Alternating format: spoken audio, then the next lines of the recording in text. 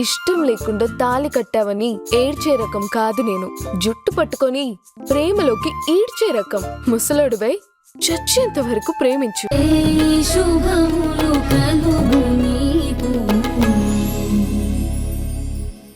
రే, నువ్వు నీ ఫ్రెండ్స్తో మాట్లాడుతూ వారాహితో ఫ్రెండ్షిప్ గురించి ఛాలెంజ్ చేసావన్నప్పుడే నాకు అర్థమైపోయిందిరా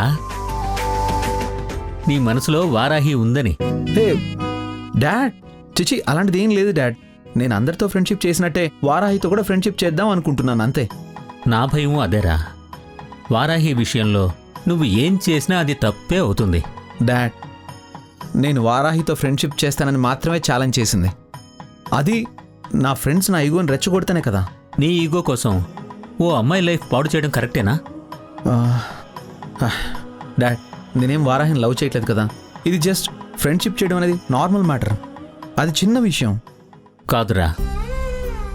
వారాహికి అది చిన్న విషయం కాదు. వాళ్ళమ్మ వాళ్ళని చాలా స్ట్రాంగ్ రూల్స్ మధ్య పెంచింది. నాకు తెలుసు డాడ్. నేను మొన్న వాళ్ళ ఇంటికి వెళ్ళినప్పుడే తెలుసుకున్నాను. సూర్యుడు కంటికి ఎర్రటి బంతిలా కనిపిస్తాడు, కానీ దగ్గరికెళ్తే తెలుస్తుంది అది మండే అగ్నిగోళమని. కృష్ణమ్మ రాసిన రూల్స్ కూడా అంతేరా. అవేదో సరదాగా రాసినవో, తండ్రి లేని పిల్లల జాగ్రత్త కోసం రాసినవో కావు. తన జీవితం నేర్పిన పాఠాల్ని పాయింట్లుగా రాసింది.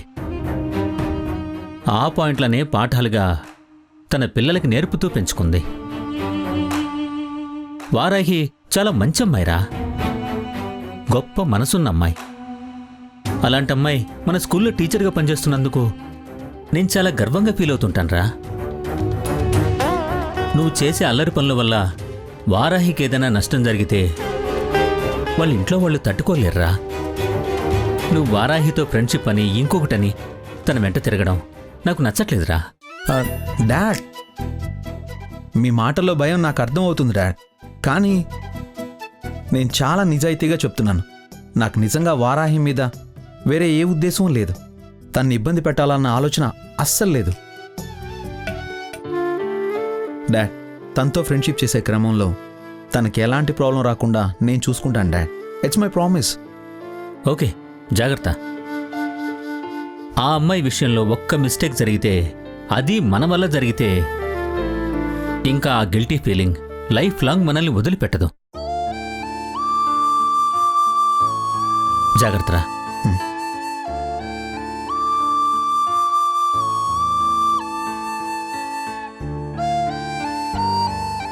డాడీ ఈ విషయంలో చాలా కాంప్లికేటెడ్గా ఫీల్ అవుతున్నారు.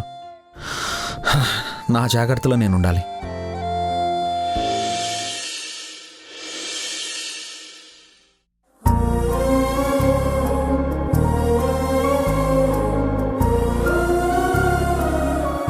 అరుంధతి, ఈ శారీస్ చూడు. ఇదిగో, ఇది మార్నింగ్ గుడికి వెళ్ళేటప్పుడు. ఇది చూడు, ఇంటికొచ్చాక కేక్ కటింగ్ చేసేటప్పుడు. ఏంటి పిన్ని ఇవన్నీ? ఏంటంటావేంటమ్మా, త్వరలోనే నీ బర్త్డే వస్తుంది కదా. ఇప్పుడు అలాంటి హడావుడేం చేయొద్దు పిన్ని. అదేంటమ్మా అలా అంటావు? ఈ ఇయర్ ఏం సాధించాను? బిజినెస్లో డెవలప్మెంట్ పక్కన పెడితే అన్నిటికన్నా ఎంతో ఇంపార్టెంట్ అయినా నా కొడుకు కోరుకున్న కోరికని మాత్రం తీర్చలేకపోయాను. నేను సంకల్పించుకుని నా కొడుకుని గెలిపిద్దామనుకున్నాను. కాని నా సంకల్పం ఆ కృష్ణ తులసి కుటిలత్వం ముందు ఓడిపోయింది. కృష్ణ తులసిని ఓడించడం నా జీవితంలో చాలా సంతోషాన్నిచ్చే విషయం. కానీ అది జరగలేదు పిన్ని. ఇక నాకే బర్త్డే వద్దు. ఏమ్మా, నువ్వు ఏమీ సాధించలేకపోయావని, నీ కొడుకు ఓడిపోయాడని ఎందుకు అనుకుంటున్నావు? విక్కీ టైం తీసుకున్నాడు. ఏదో ఒకటి చేస్తానని చెప్పాడు. ఖచ్చితంగా వాడు ఎలాగైనా కృష్ణ తులసిని ఓడిస్తాడు. నీ బర్త్డే లోపే చేస్తాడు. విక్కీ నేననుకున్నట్టుగానే ఆ కృష్ణ తులసి మీద గెలిస్తే అప్పుడు ఆలోచిస్తాను బర్త్డే గురించి. మేడం మేడం, అక్కడ నోటీస్ బోర్డులో ఏంటి? అది నేను చెప్పలేను, మీరు వెళ్ళండి మేడం, అది చూడండి.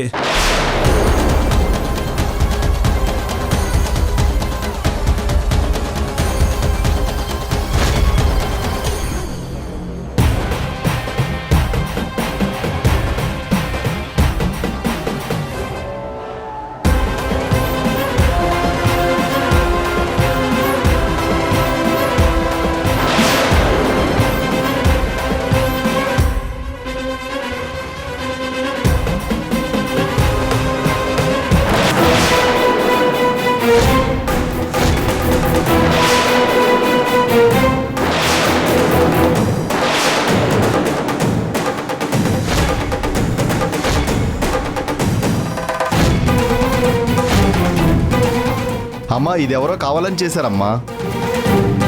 ఎవరంటిచ్చారో చూద్దామని సీసీటీవీ ఫుటేజ్ చూస్తే అర్ధరాత్రి 2 గంటల సేపు సీసీ కెమెరాలు ఆఫ్ చేసి ఉన్నాయి. ఆ 2 గంటల్లోనే వాళ్ళు కెమెరాలు ఆఫ్ చేసి ఈ వంటించి వెళ్ళిపోయి ఉంటారమ్మా. ఇంట్లో ఒప్పుకోరని బయటకొచ్చి ముచ్చట తీర్చుకుంటున్నారు. మాధురి మేడం, ఈ ఫోటోకే ఇలా అంటున్నారు. ఇక్కడ ఏం రాసిందో చూడండి. మరింత సరసమైన సమాచారం కోసం ఈ క్యూఆర్ కోడ్ని స్కాన్ చేయండి. దాంట్లో ఎలాంటి ఫోటోలు పెట్టుంటారో అని భయంతో మేం దాన్ని స్కాన్ చేయలేదు వారాహి. ఏయ్, తెలుసుకునేదేదో పూర్తిగా తెలుసుకోవాలి. సగం సగం తెలుసుకోవడం ఏంటి?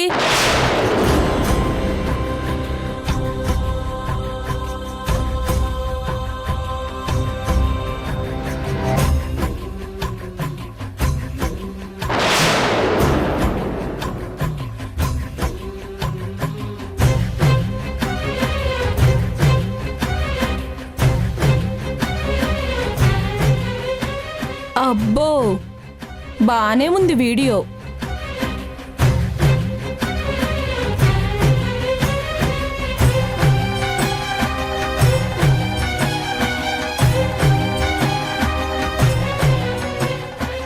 ఎలాంటి మనుషులనైనా మన వైపు తిప్పుకోవడం గొప్ప టాలెంటే.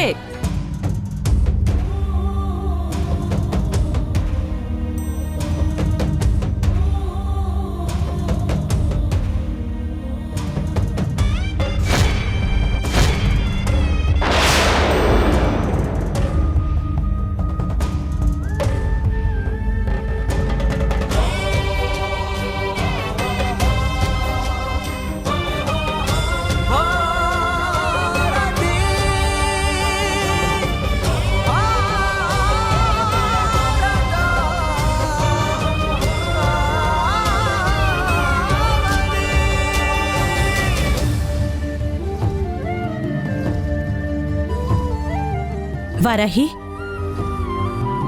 నీ కళ్ళలోంచి నీళ్లు కూడా రావట్లేదు. బాధగా లేదా?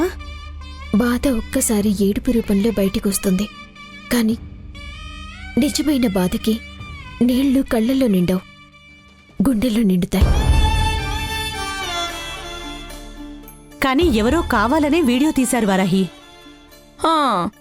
10 మందికి కనిపించేలా సరసాలాడుకుంటే ఎవరో ఒకరు వీడియో తీస్తారు కదా. మాధురి గారు, నోటికేదొస్తే అది మాట్లాడకండి. ఎవరో అనామకుడు వీడియో షూట్ చేస్తే అది స్కూల్ నోటీస్ బోర్డు మీదకి ఎలా వస్తుంది? ఇది ఎవరో వెంటపడి మరీ వారాహిని బ్యాడ్ చేయాలని చేశారు. వీళ్ళేమన్నా ఫేమస్ ఫిగర్సా పనిగట్టుకుని వీళ్ళ వెంట పడ్డానికి? ఫేమస్ ఫిగర్స్ కానప్పుడు మీరెందుకు వెంటపడుతున్నారు? నేనేం వెంటపడట్లేదు. కొంతమంది అంతే వారాహి. మన బతుకు ఎలా ఉందో చూసుకోకుండా పక్క వాళ్ళ జీవితాల్లోకి తొంగి చూడడమే పనిగా పెట్టుకుంటారు. మాకేం అలాంటి బుద్ధులు లేవమ్మా. ఇదంతా అరుంధతి వాళ్లే ప్లాన్ చేసి చేశారేమో అని నాకు అనిపిస్తుంది వారాహి. ఈవిడ గారిని మన చరణ్ గారితో కలిసి తిరుగుమని అరుంధతి గారే చెప్పారా ఏంటి? లోకం కోడై కూస్తుంటే వీళ్ళు చెవులు మూసుకుంటే సరిపోతుందా ఏంటి?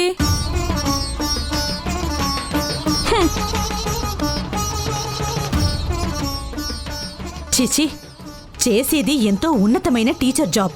బుద్ధులు మాత్రం ఎంతో చవకబారు బుద్ధులు. నేను ఏ తప్పు చేయలేదని నాకు మాత్రమే తెలుసు. నాకు తెలుసు వారాహి. నీకు తెలిసింది నిజం కాదు, అది నీ నమ్మకం మాత్రమే. నాకు తెలిసింది నిజం, కానీ అది లోకానికి చెప్పి నమ్మించలేను. వాళ్ళంతా ఆల్రెడీ ఒపీనియన్కి వచ్చేశారు. దాన్ని మార్చడం ఎవరి వల్ల కాదు, వాళ్ళంతట వాళ్ళు తెలుసుకోవాల్సిందే. కానీ అప్పటి వరకు నీకా బాధ తప్పదు కదా. ఎదుటి మనిషి బాధ చుట్టూ ఉన్న వాళ్ళకి సంతోషంగా మారినంతకాలం అది తప్పదు. 220 SI పోస్టులు, 1800 కానిస్టేబుల్ పోస్టులు. ఎస్! అమ్మా, అమ్మమ్మ, సునైనా, హాసిని అందరూ రండి. ఎందుకే అలా రంకెలేస్తున్నావు? ఏంటమ్మా? అమ్మా, నేను ఇన్ని రోజులు ఎదురు చూస్తున్నా పోలీస్ నోటిఫికేషన్స్ రిలీజ్ అయ్యాయమ్మా. అవునా?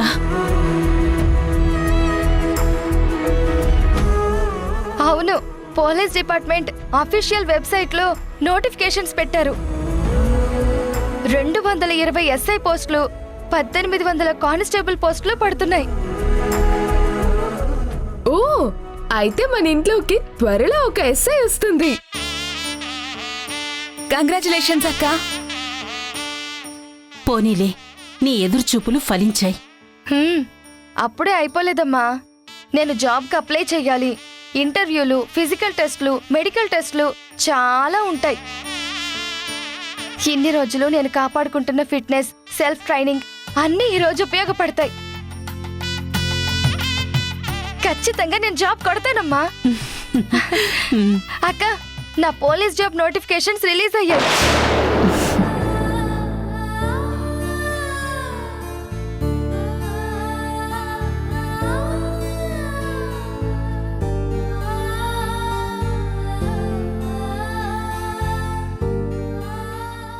ఏంటి వారాహి, కళ్యాణి అంత మంచి శుభవార్త చెప్తే నీ మొహంలో అసలు సంతోషమే లేదు?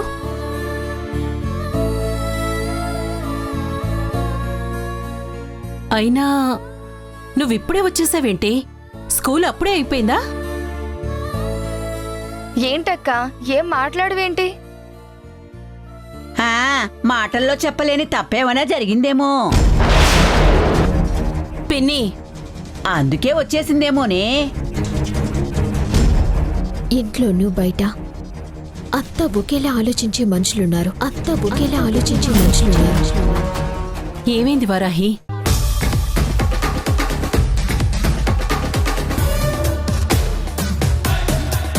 ఇంట్లో ఒప్పుకోరని బయటకొచ్చి ముచ్చట తీర్చుకుంటున్నారు.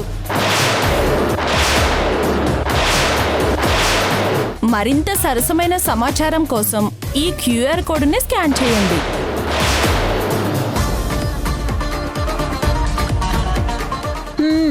అయ్యింది. నేను అనుకుంటూనే ఉన్నాను, నిన్న ఈవిడి గారు బండి మీద ఒక మగాణ్ణి ఎక్కించుకున్నానని చెప్పగానే ఇలా 10 మంది కళ్ళల్లో ఆ భాగోతం పడుతుందని, 10 మంది నోట్లో అది నాంతుందని అనుకున్నాను. అంటే అక్క తప్పు చేసిందని నువ్వు కన్ఫర్మ్ చేస్తున్నావా అమ్మమ్మ?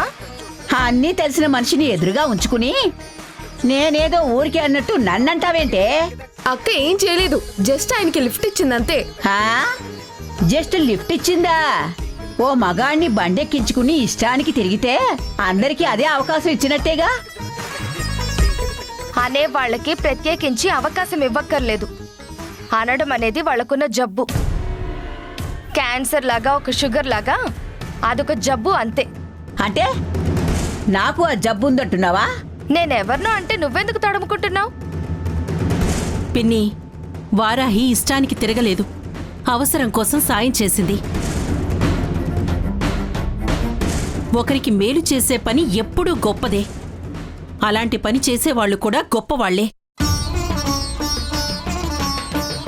వాళ్ల గొప్పతనం ఒప్పుకోని వాళ్లకి గొప్పవాళ్ల మీద రాళ్లేయటం అలవాటే. నువ్వు కూడా వంట పాడితే ఇక ఈ ఇంట్లో ఆడపిల్లలకి పెళ్లిళ్ళు జరిగినట్టే. పిన్ని, నన్నంటావేంటి? ఒక్కదాని వల్ల మిగతా 3 జీవితాలు నాశనం అయిపోతాయి. పిన్ని, పిన్ని, ఇది ఇంకా బాగుందే, చాలా బాగుంది. నేనేదో చేసినట్టు నువ్వు నా మీద అరుస్తావేంటే? అసలు నేనేమన్నానని ఇప్పుడు? నువ్వసలు ఏమీ అనొద్దు. నాకు నా పిల్లల మీద, నా పెంపకం మీద పూర్తి నమ్మకం ఉంది.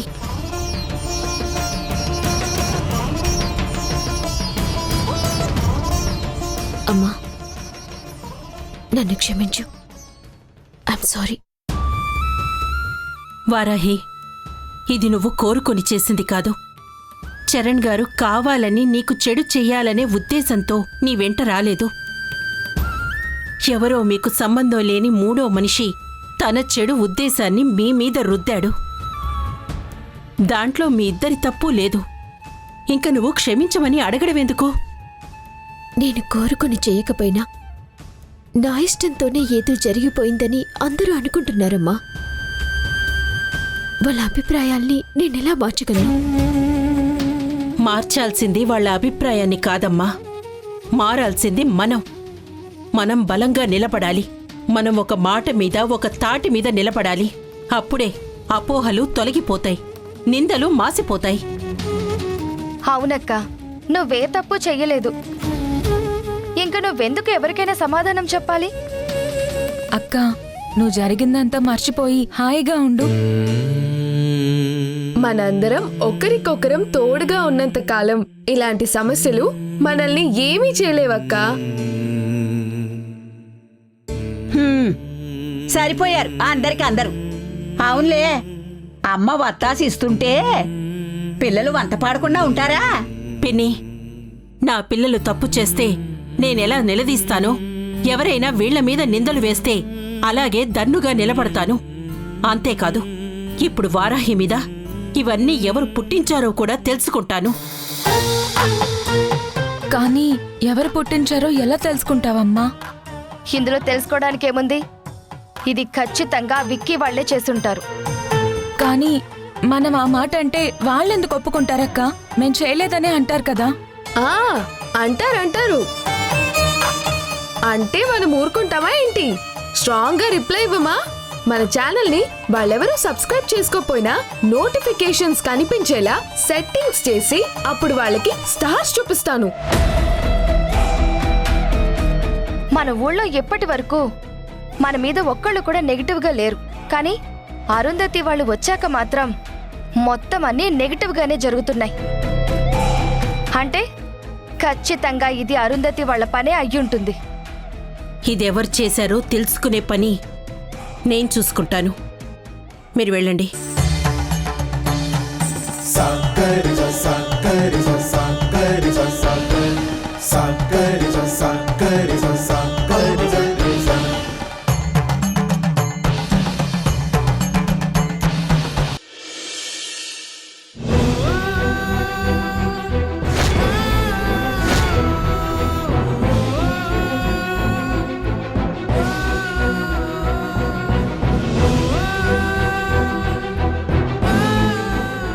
ఎలాంటి మనుషులనైనా మన వైపు తిప్పుకోవడం గొప్ప టాలెంటే.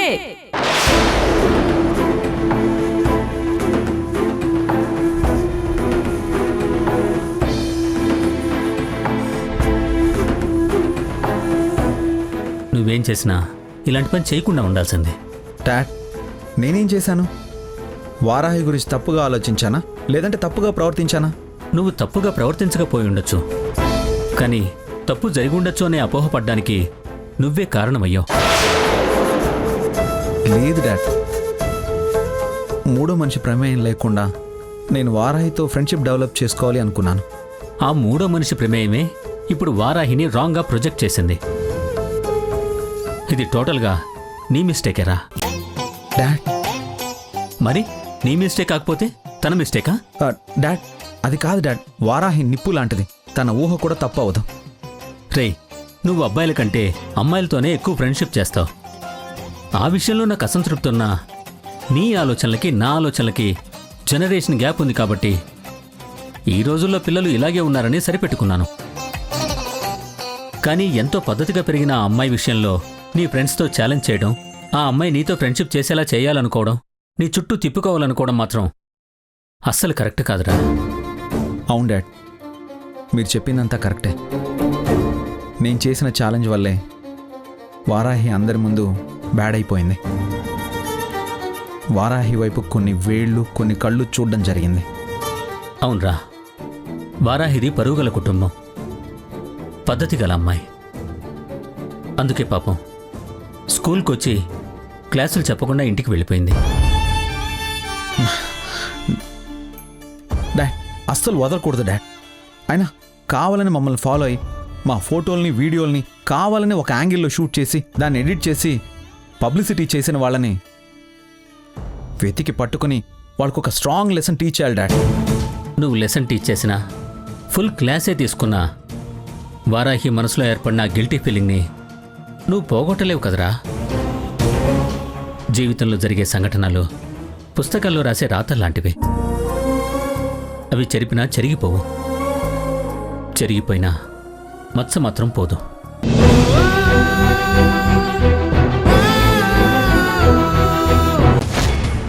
నా ఇంట్లోకి వచ్చేస్తావా? నీకెంత ధైర్యం? నిన్నెవరు రమ్మన్నారు? తప్పు చేసిన వాళ్ళని నిలదీయటానికి ఆహ్వానం అక్కర్లేదు. అలా అనుకొని పొరపాటు చేస్తున్నావు. పొరపాట్లు తప్పులు అన్నీ మీ ఇంట్లోనే జరుగుతున్నాయి. నా ఇంటి ఆడపిల్లల మీద ఎందుకు దుర్మార్గం తలపెడుతున్నావు? ఏం మాట్లాడుతున్నావు? ఏం తెలియనట్టు మాట్లాడకు. నా పెద్ద కూతురు వారాహి మీద నింద వేయించింది నువ్వు కాదా?